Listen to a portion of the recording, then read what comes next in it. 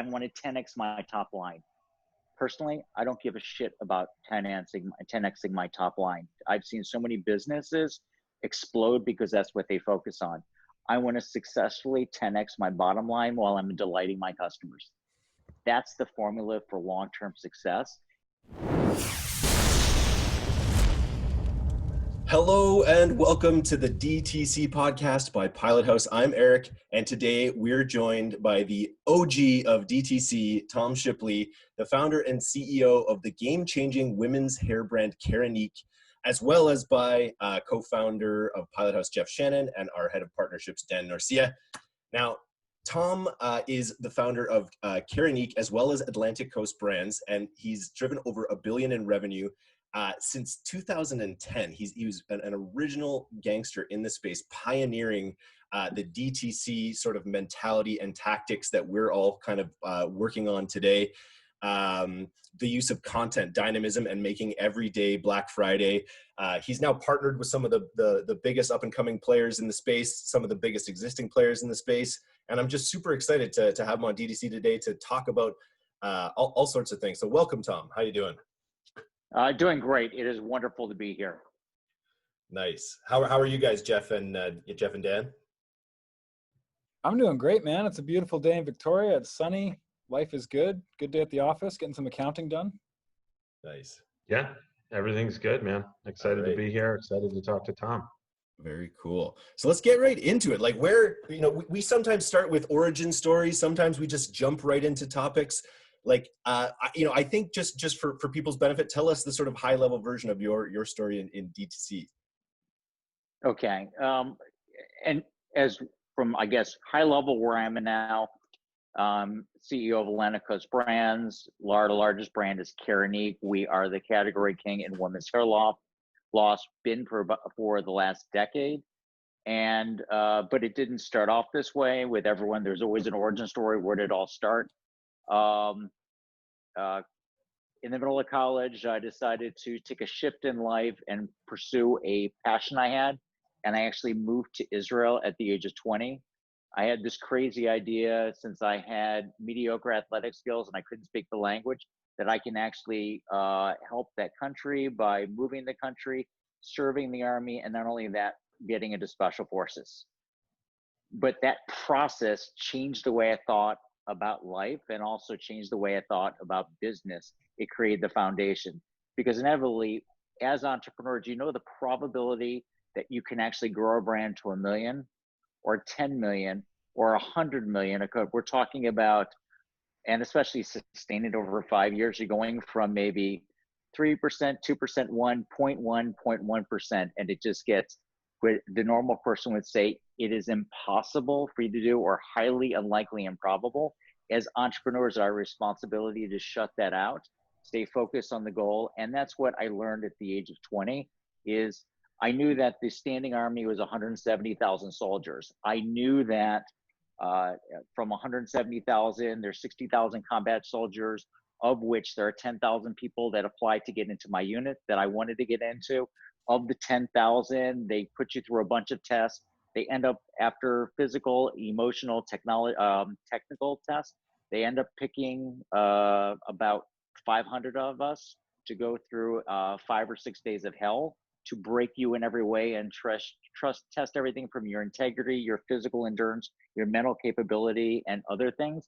And out of that, they picked 25 people. And out of that 25, 18 months later, there were 13 of us left.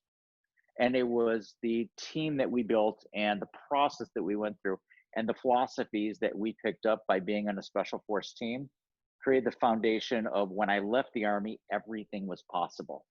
There was no such thing as obstacles or I can. It's not what the barriers are. It's how we get around it. It's about it's about learning how to innovate. So that was the foundation. I got out of the Army, came back to the States, started my first business, which was a single product business. It was a blast. It was great. It exploded on me. And I realized that I needed to round out my entrepreneurial, high flying, getting shit done attitude and marketing and merchandising, I'm going to say DNA that I had, but I needed to pair that off. I ended up getting a bachelor's and master's degree in industrial engineering to learn the operation and analytics side. After that, consulting for a few years, started my first brand, and this is 20 years ago how I got into e-com. I started the T. Shipley catalog, business products for professionals.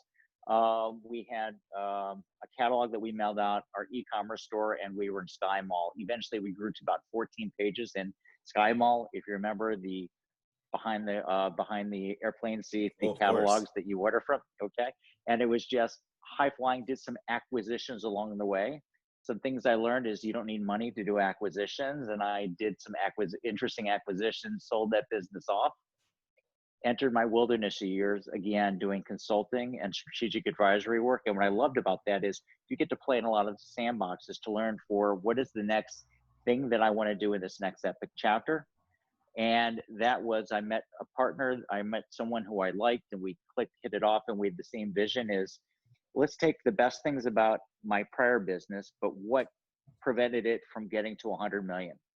And so where's the real opportunities at that period of time is, what is the blue ocean back then? Well, the blue ocean back then was was beauty, women's skincare. Again, it was a few players that were into it, technology breakthroughs. It was this incredible time period for skincare. And we had this vision that I can use omni-channel marketing and multi-channel marketing in order to create enough impression to create an iconic beauty brand. And I'm going to use direct to consumer because that's who I am, to use consumer spending and use her spending to create the impressions, and she with her wallet will tell me what creative works, what channels works, what offers work for her that she likes, and I'll use that and create enough impressions that when I eventually go into retail, it'll sell off the shelf. And that's what exactly we did. We sketched it out on the back of a napkin, and sure enough, later we're up and running. We did our first $1 million in sales. 2 years later, we had 10 million in sales, and then 18 months later we hit our first 100 million in sales. Not cumulative, that was in 1 year. It was massive growth, but Wow. you know, it's channel by channel. We started on online and TV, online and print, and then radio, and then TV, and it kept on expanding it with that first brand, Hydroxytone, and eventually we were on HSN and in Ulta, and it kept on expanding as our first brand. I That's a love pretty this. boring story, Tom. It's incredible. Yeah, I love this idea That's of unbelievable. infinite sort of potential in a way that you've sort of that clicked in for you. This idea. I had a friend that was talking to me about sailing, and he's like, if you go sailing, he's like, everything you do from the time you leave to the time you dock is sort of like you have to live on the edge there. Like you have to, every one of your actions matters, and you need to make sure you do the right thing, and it's life or death. There's no you can't beg it off, basically. You're the one that's responsible. It's like, imagine you could live your entire life like that, where it's like you were always living with, and I wondered if you had any insights on how to achieve that kind of mindset. It's a very stoic mindset, it sounds like. Let me start with this is I take business very seriously. It's like some people take sports and they go all in. For me, business and entrepreneurship is the greatest game in the world, and where you can stack the odds in your favor. And so I am all in, and I look at it as almost like a battle in a war. That said, take a step back, it's a game. And even if you, something that a philosophy that I have is that when the wind's at your back, you're at the top of the world, cash is coming in great, your business is growing, there's no end in sight. First of all, it is never as good as you think it is. And be humble, okay? And then when you're on the precipice of disaster, as every entrepreneur will be at some point, you have no option in front of you. You're a little bit weak at the knees, your stomach is all tied up, and you have no option but to jump off the cliff. Remember this, it is never as bad as it seems. It is never as good as it seems, it's never as bad as it seems. There's always options, there are always ways out of it.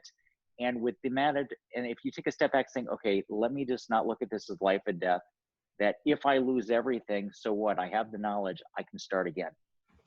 You're an entrepreneur. You learn a lot of skill sets along the way. So take a step back is play all in, but don't take yourself too serious in life, because basically the cemetery is full of indispensable people. And your business and the same thing. And a lot of people count on you. You take care of your employees, you take care of your vendors, You take care of your strategic partners. You never lose your integrity. But remember, don't put your health and your life at risk, because it is a business. And just take a step back and look at it in that way. Nice. That's great. I love that. Tom, can you just rewind a little bit and go back to the early days of hydroxytone was your first product, correct? That's correct. Well, the first one with your partner. Can you talk about, you hit $1 million in your first year, and then I think you said 10 in your second. Can you, we have so many people that we work with, or that, watch this podcast or subscribe to the newsletter, that are in those early days, and they've done $100,000. They've seen ups and downs. They don't, they're trying to figure out how do they take it to that next level. Can you talk about, what worked in that very beginning? What didn't work in the beginning? What kind of it's so easy to, I shouldn't say that. It's easy to look back and say, it just crushed out of the gate, but did it? What were the kind of challenges you guys faced, and how did you overcome them? Well, I always look for other successes, and I look to I never copy someone else's success, but I'll sure hack some of the best learning. So while I have a concept, I look for parallel concepts and try to create a foundation. For example, is when we started with hydroxyzone, I did a lot of networking to find out what is the offer model that was working, that made the most, maximize the lifetime value of every customer. So I ensured a higher probability and the best take rate. I looked at from, again, we called it microsites back then. Everyone calls them funnels now, but from a funnel perspective, what are the most successful sales funnel that I can emulate, not copy, emulate, to make sure that our print ads, well, luckily I did some consulting before this and worked with a number of beauty companies, so I know what full page print ads would work. So I had some copy around it. I know what the cost per order on average was. So that going out of the gate, but until you actually test it, you don't know.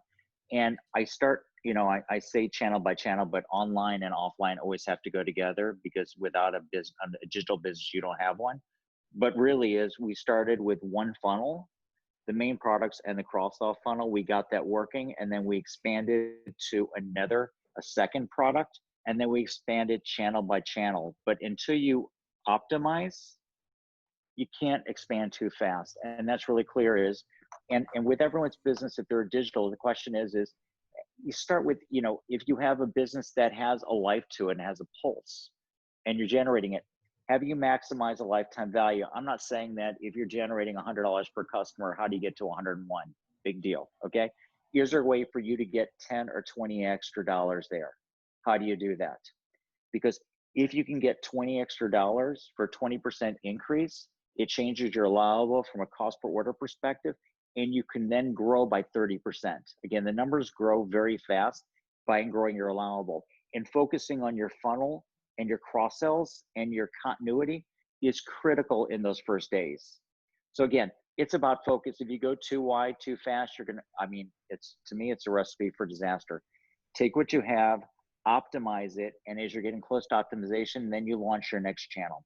So if you're Facebook dependent, then maximize your funnel and your conversion on Facebook before you even think, and again, Facebook, Google, and before you even think about other channels like YouTube and things like that. Stay very, very focused from that perspective.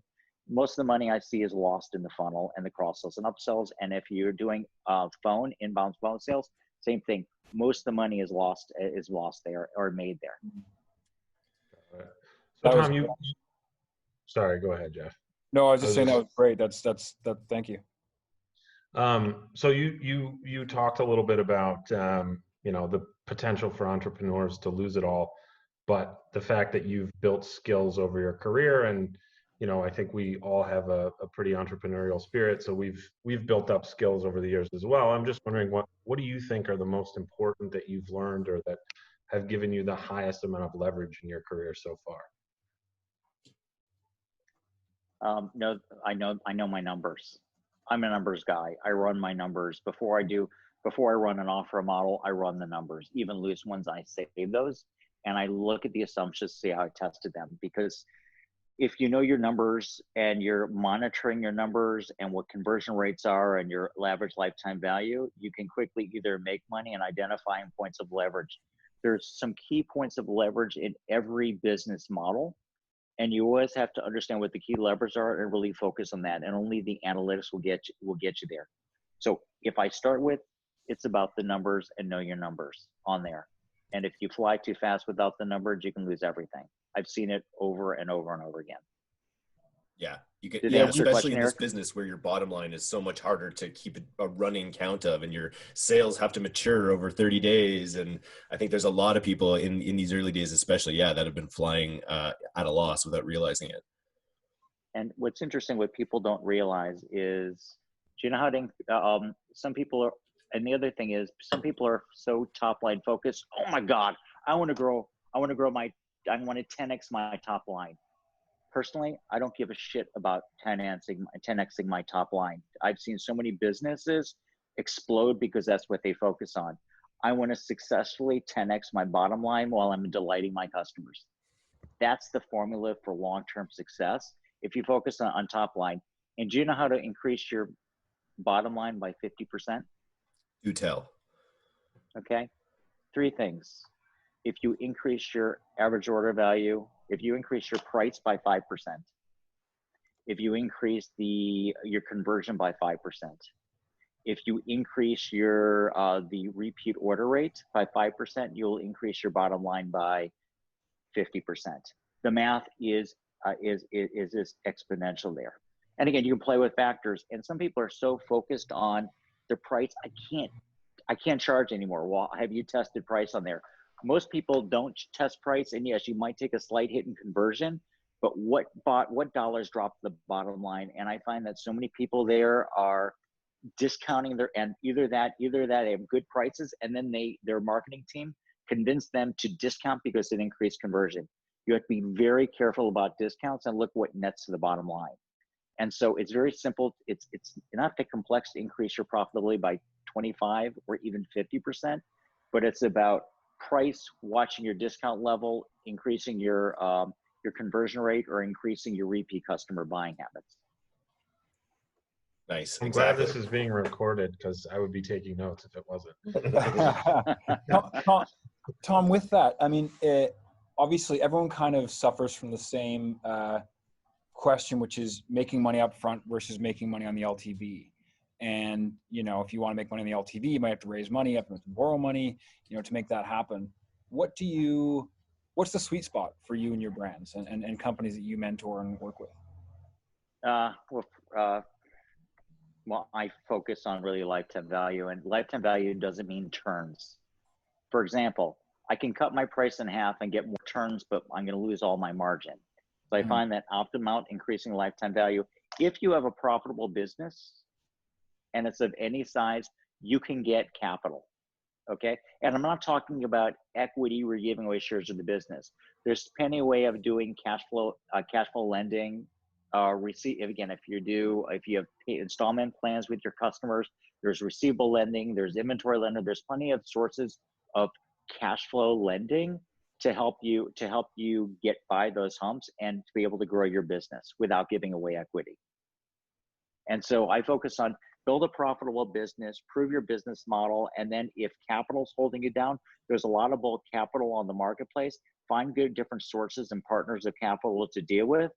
And there's some more expensive ones, such as Amex will give you some merchant, you can get capital through your merchant processor. If you use Shopify, you can get capital through cash flow lending through Shopify. But there are so many other ways of doing this. There's a group called Ty Crandell from Credit Suite. He basically opens up the kimono and shares with you so many options on the ways for any small business to get capital and in order to grow. And that's just one source of it, but there's a number of ways to do it. If you're focused on the fundamentals, if you've got those sound business mechanics down, your numbers, then it's just again, that part of that infinite mindset where you're like that, the money will come. Don't let that be something that holds you back if you have your fundamentals straight.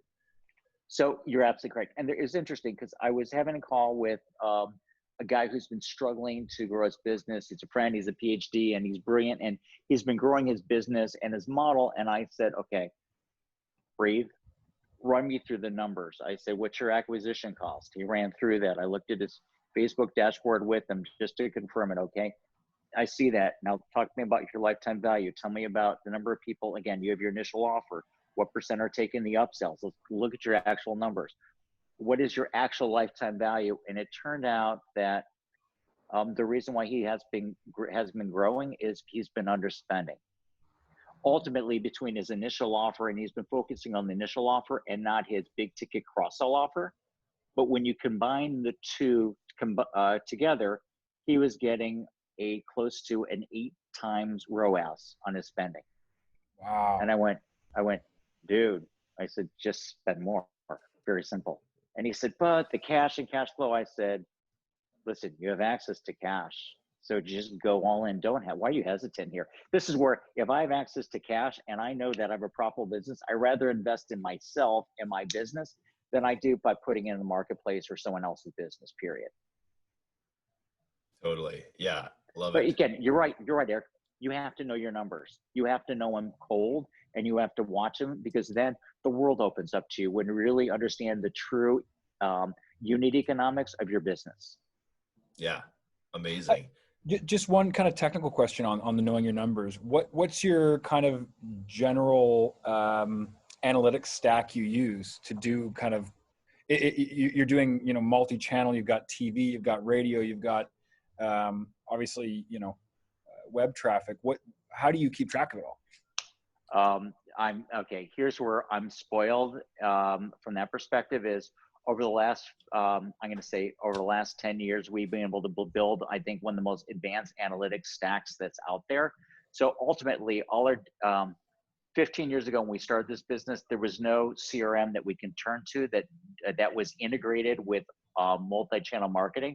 So we built it from scratch. And then the key is we built a BI backend, business analytics backend, intelligence backend, basically, and we use Microsoft data cubes.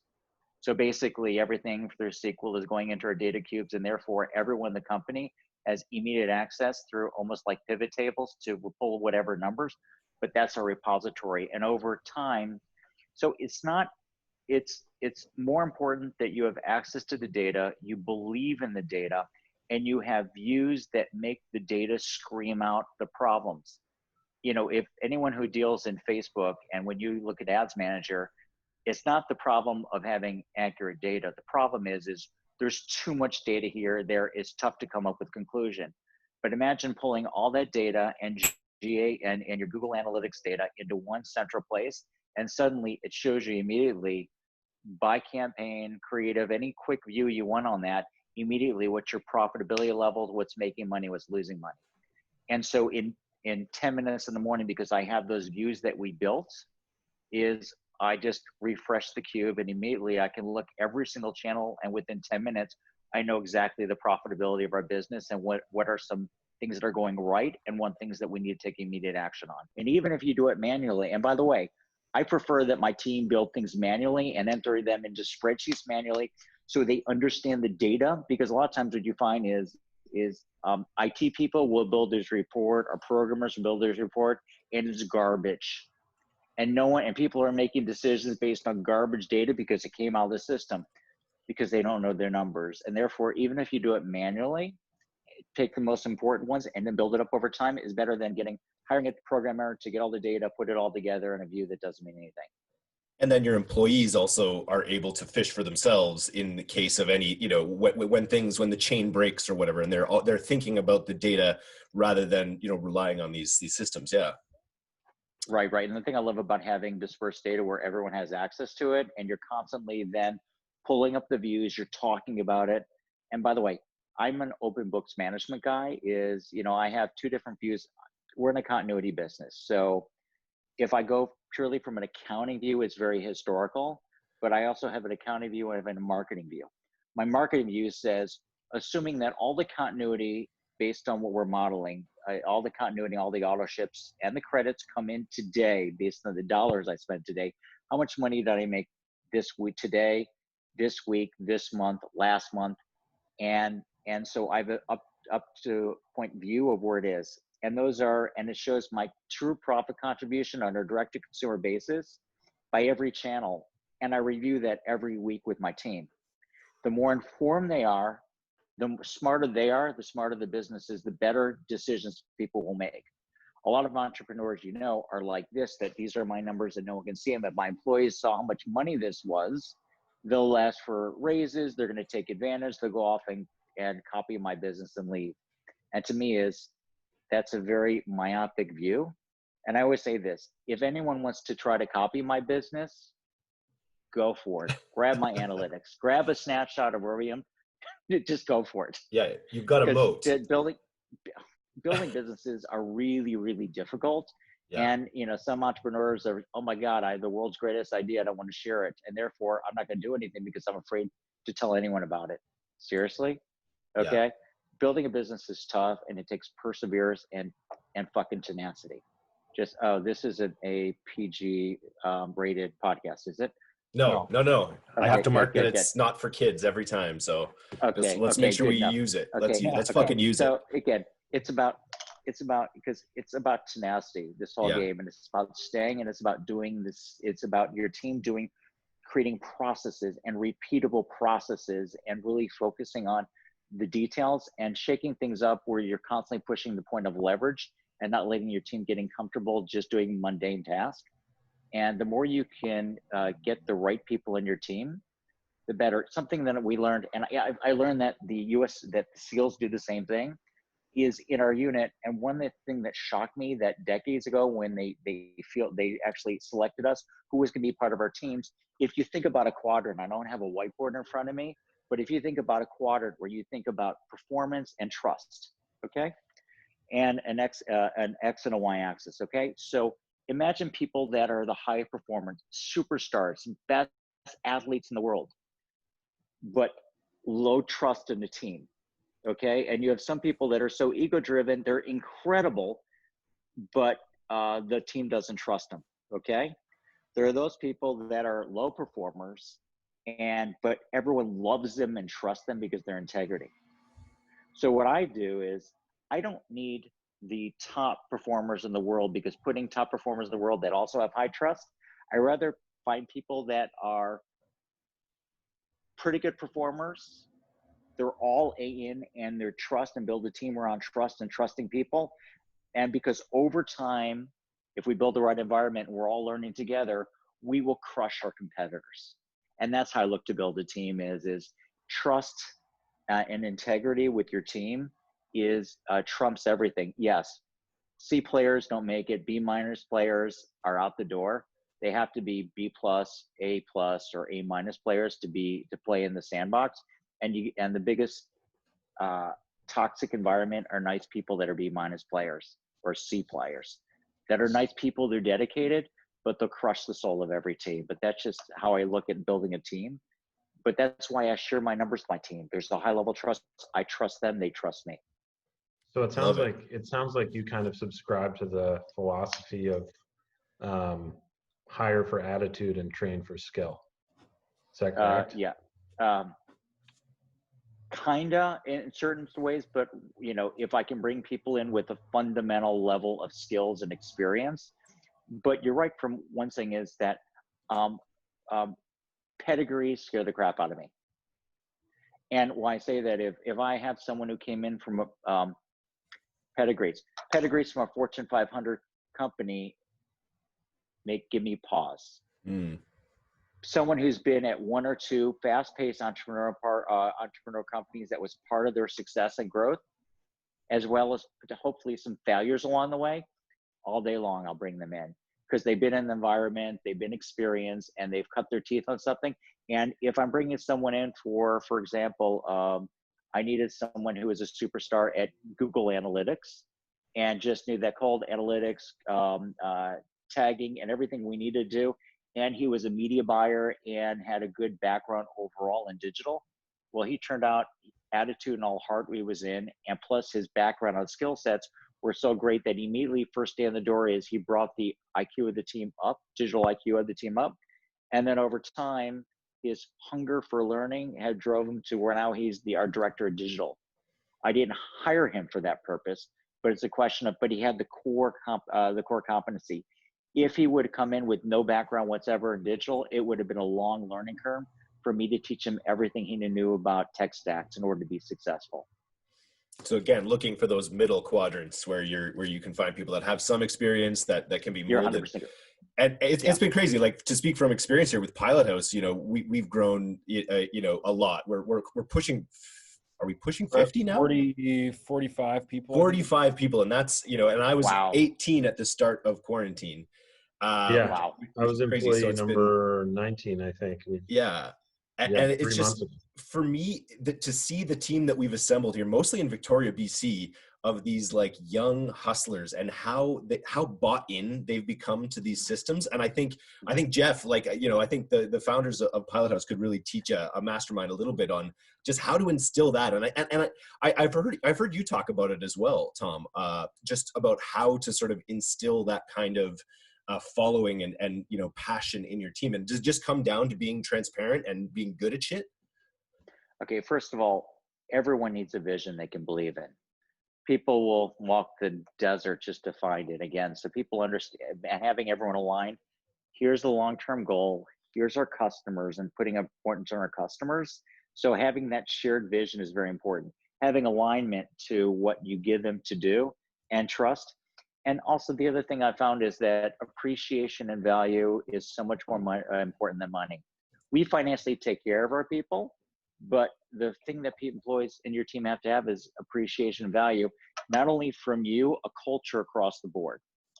And so if people walk into work and know that everyone has their back, they're trusted, they're valued, and they have a shared vision of what they're growing, and then they're always learning and growing, and there's this excitement, and you can build that excitement and have a really good communication process. I'm sure at Pilot House, you have regular cadence for meeting. Is that correct? Yeah, absolutely.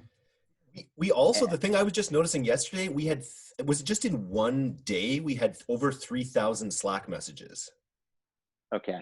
That's great. Which is sort of insane. I was really blown away by that number. Yeah, we definitely, sorry, go ahead, Phil. No, go on.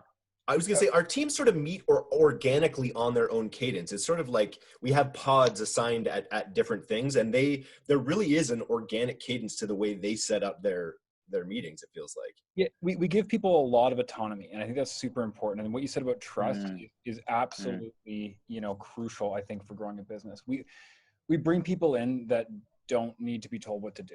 And that's, they might not know what they're doing, but they will ask questions, they'll ask the right questions, they'll do the research, they'll figure it out. And they're aligned on the goals. Absolutely, they're aligned. Yeah. And, we have very high expectations for who we keep at the company. And like you said, we cut the low players. We don't keep people that don't perform around. And you don't have to be an expert marketer. You don't have to have this crazy amount of experience to perform well.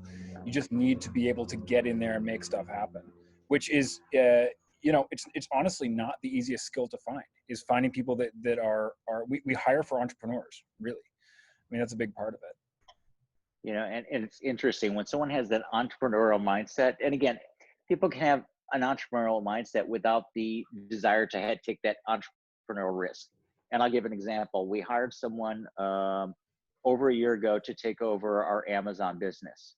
She is, by DNA, she is an entrepreneur. She's had her own businesses, but she wants to work within an organization.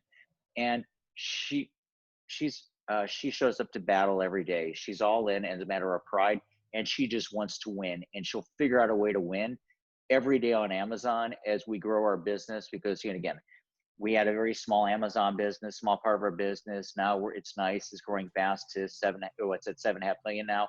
Now the question is, how do we get to 15? And she is so targeted. Next thing she said, I need to generate $1 million in revenue a month in this channel.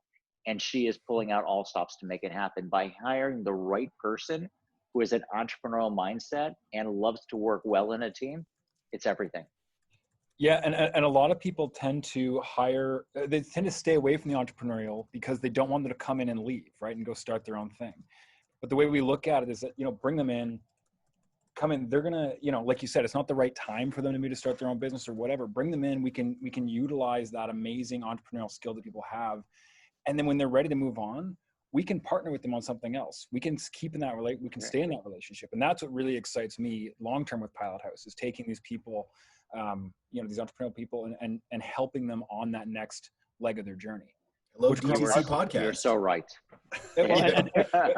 Eric's a great example of that, right? I mean, Yeah. Eric and I used to work together. He came in as kind of head of content for Pilot House, and we're starting to build out this new brand. DTC is a new brand. It's going to be a new company. That's a really exciting new push.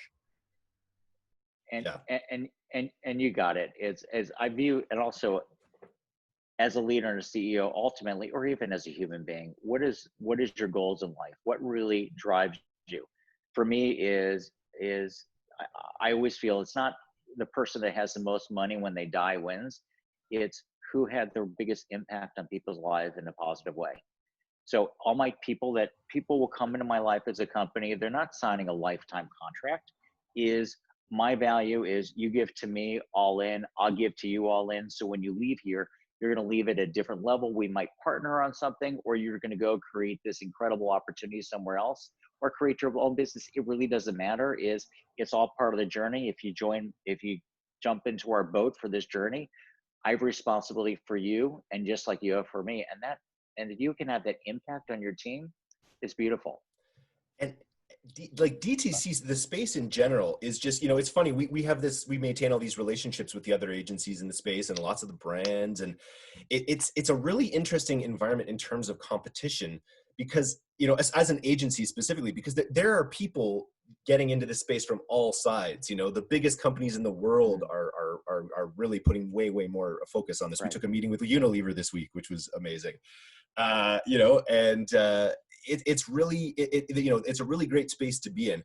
But at the same time, the competition is really high. I wanted to just ask from your perspective, someone who literally kicked off a lot of this stuff by bridging affiliate tactics in a lot of ways. Like the idea of microsites was something that I clued in on from my affiliate days. And that's something we've carried through to the way we promote, use content to promote offers with the agency as well.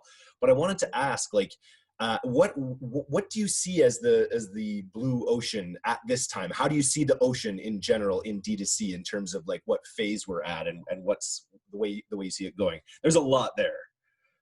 There's a lot there. Let me start with this. If you're in the product business, you have to merge content with product.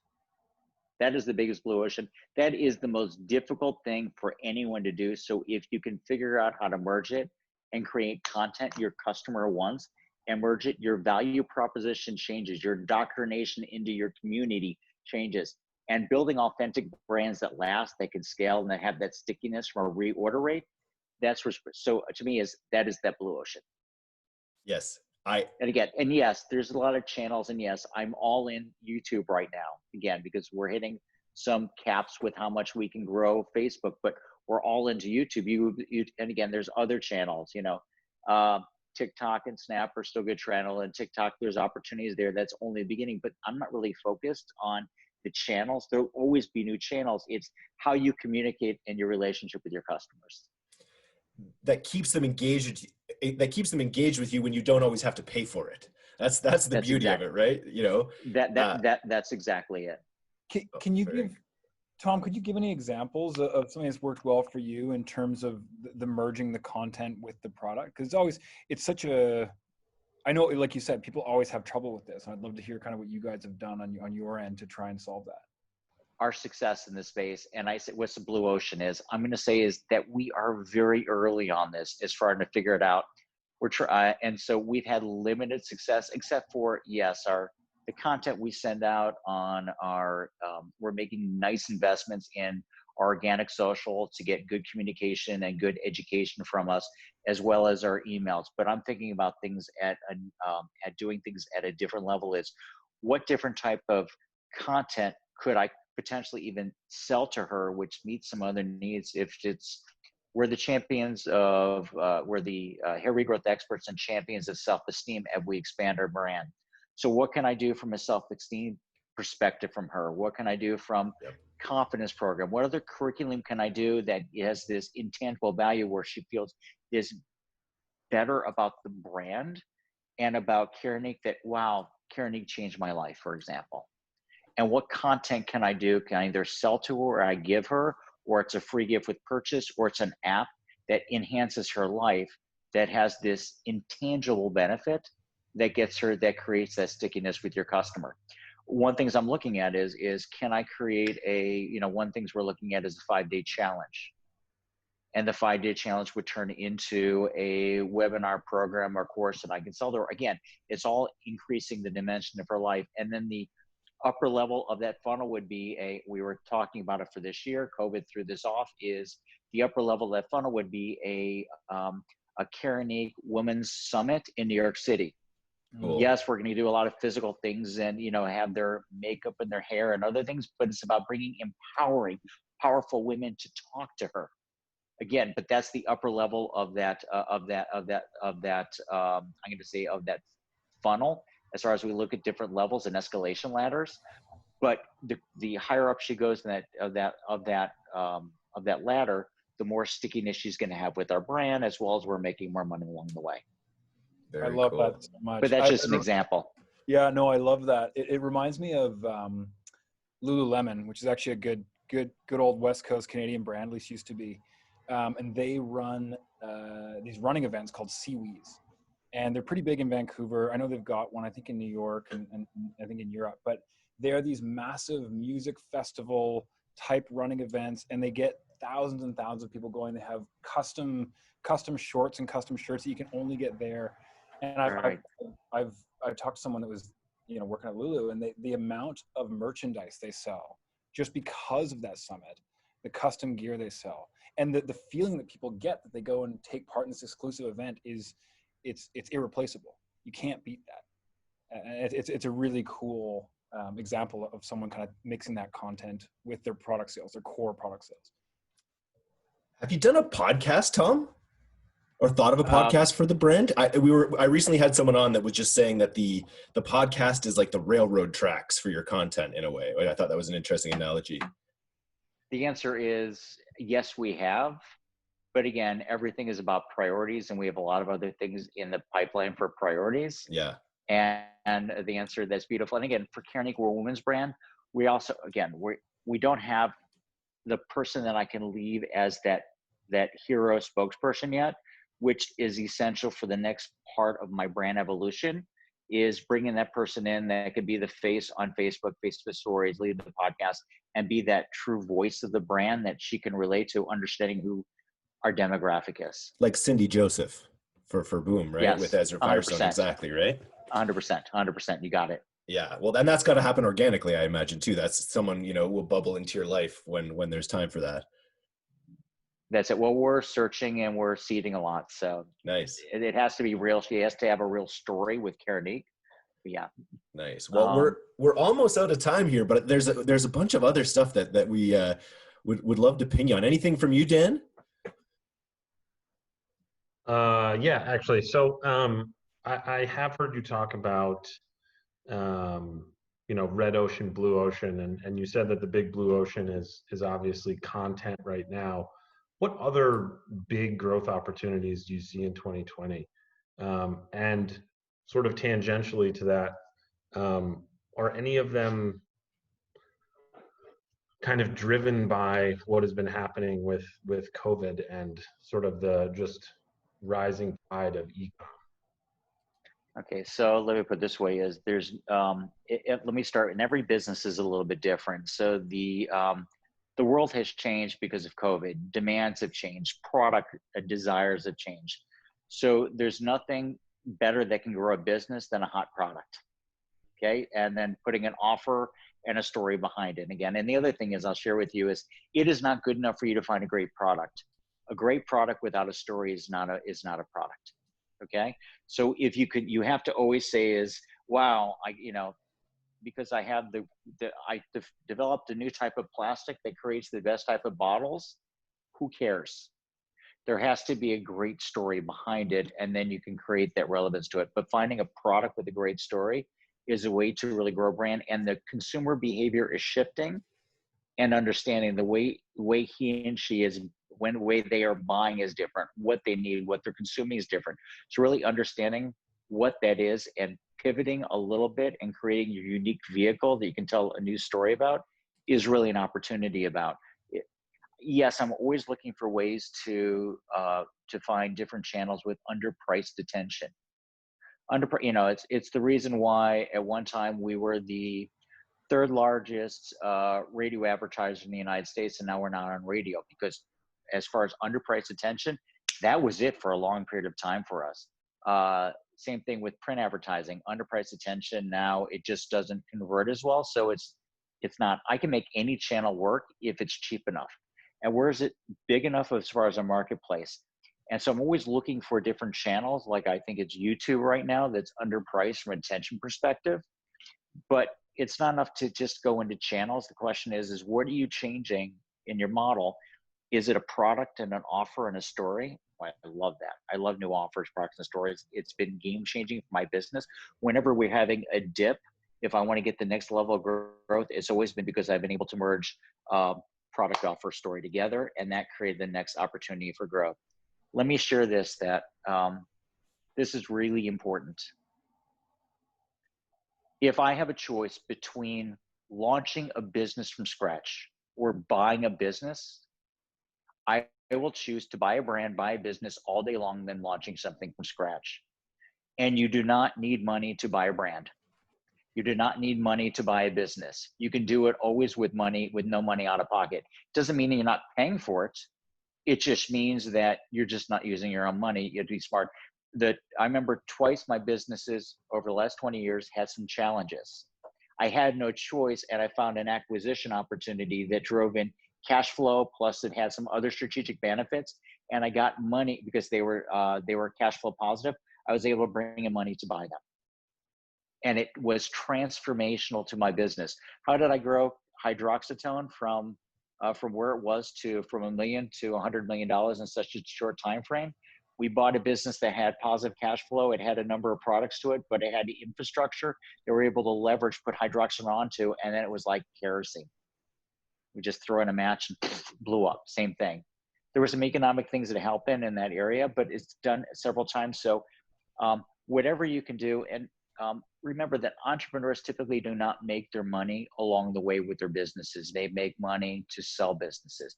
Businesses are like products. And as an entrepreneur, the quicker you can get accustomed to how to buy and sell businesses, I don't care whether you start with a Facebook group, buy a Facebook group, understand how to monetize it, use strategic relation to monetize it, and then grow from there and get your teeth cut on what it takes to buy and sell a business. It's not that complex. Find really good people that can advise you of it. I love Roland Fraser's epic challenge that he has, which is the best $50 you'll ever spend in your life. I would easily pay $5,000 for the education he does, or $10,000. It is game changing.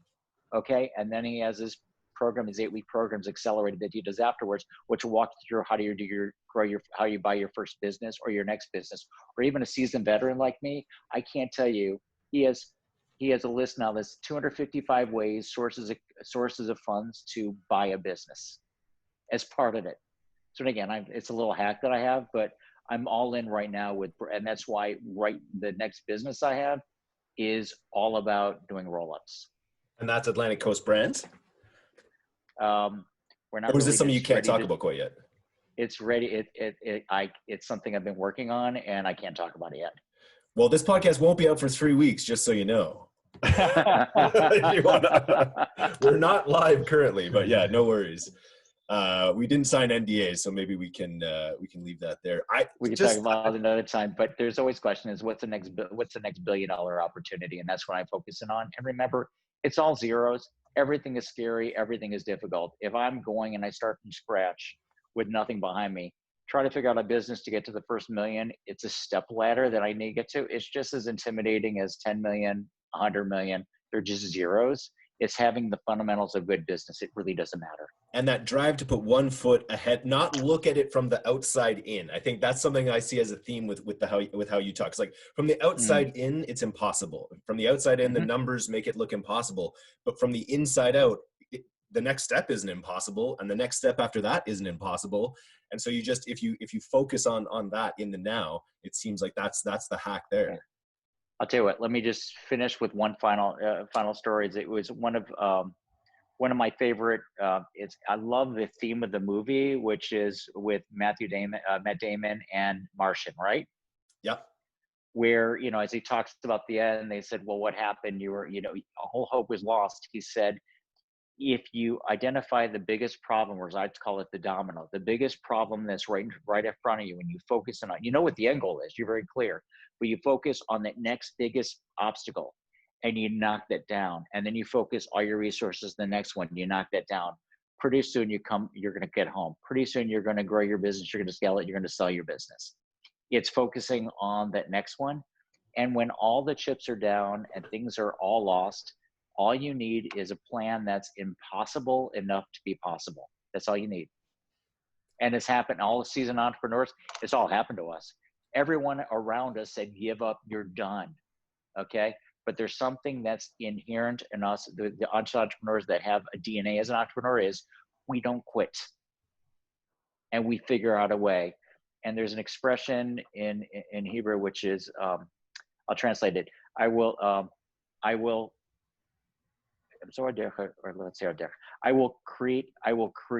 find the way, or I will create the way. Okay. So I like to go into a path where someone else has done it, and framework. I love existing proven frameworks. But if I don't have an existing framework, then I'll create one and we'll find a way to do it. So love it. Okay, guys, I really enjoyed this time together today. This was really awesome. I'm going to tell you, we're going to do a mastermind in the future. We'll pay you to come to Mykonos and teach a bunch of DTC disciples. All in. Okay. Tom, really inspiring chat, man. That was excellent getting to know you. That was fantastic. Really appreciate it. Great getting to know you guys. Greatly Absolutely my pleasure. It. Thank you, guys. All right. Thank you so much for listening to the D2C podcast. Of course, we are also the D2C newsletter. DTC newsletter. Is it D2C or DTC? It's DTC newsletter. I say D2C sometimes. DTC. Yeah. Pretty interchangeable, I think. What did you guys think of that cast? But so go to directtoconsumer.co right now. If you're listening to this and you haven't subscribed to our newsletter, we're going to be featuring all this content in bite-sized format, as well as lots of other deep dives that we're doing with the D2C newsletter. So yeah, go and subscribe right now. But guys, I got to say, that was a pretty mind-blowing podcast. That was awesome. Yeah, really loved it. That was inspiring as all hell, I'll tell you. Yeah, that was really, really cool. A lot of very valuable nuggets of information you dropped for sure. Is it too late for me to join the Israeli Special Forces? What was that course you was talking about at the end there? What'd you say? Is it too late for me to join the Israeli Special Forces? Because I think that might really get my acting gear. Yes, I think it is. Okay. What was the my internet profile has ruled me out. What was that course he was talking about at the end? Roland Fraser. Roland Fraser is the guy. It's interesting. I just got sent that by one of our other clients. Because that's how he's been acquiring his businesses. Because like, how the hell are you doing this so quickly? He's like, oh, I just have this course. It's interesting. Crazy. We should take that. It's $50. Yeah. Let's definitely do that. Okay. Well, thanks for listening, everyone. We've all agreed to take a course, which we will talk about on a future episode of All Killer No Filler. Locked in. Love it. All right. Thanks, Eric. Cool. Thanks, Eric. Take care, guys. Bye, guys.